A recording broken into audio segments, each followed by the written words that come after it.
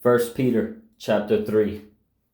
In the same way, wives, submit yourselves to your own husbands, so that even if some disobey the word, they may be won over without a word by the way their wives live, when they observe your pure, reverent lives. Don't let your beauty consist of outward things, like elaborate hairstyles and wearing gold jewelry or fine clothes, but rather what is inside the heart, the imperishable quality of a gentle and quiet spirit, which is of great worth in God's sight.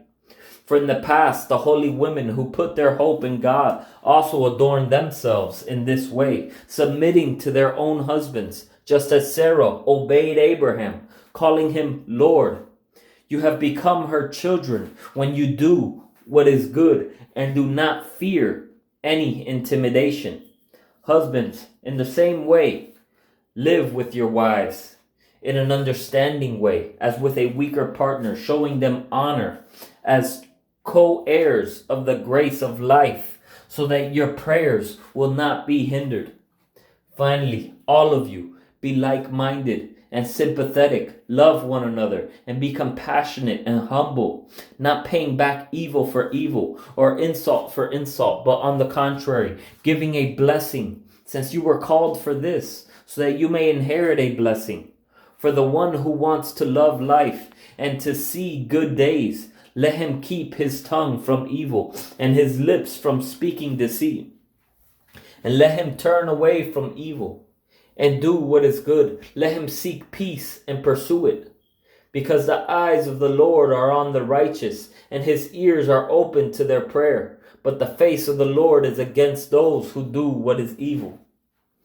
Who then will harm you if you are devoted to what is good? But even if you should suffer for righteousness, you are blessed. Do not fear them or be intimidated.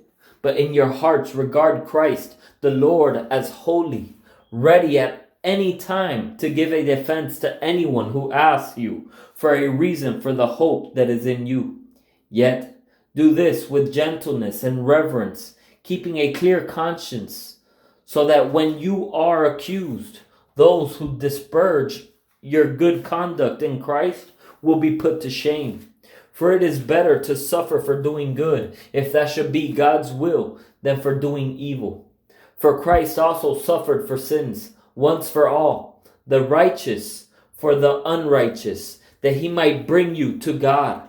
He was put to death in the flesh, but made alive by the Spirit, in which he also went and made proclamation to the spirits in prison, who in the past were disobedient when God patiently waited in the days of Noah while the ark was being prepared. In it, a few, that is, 8 people, were saved through water.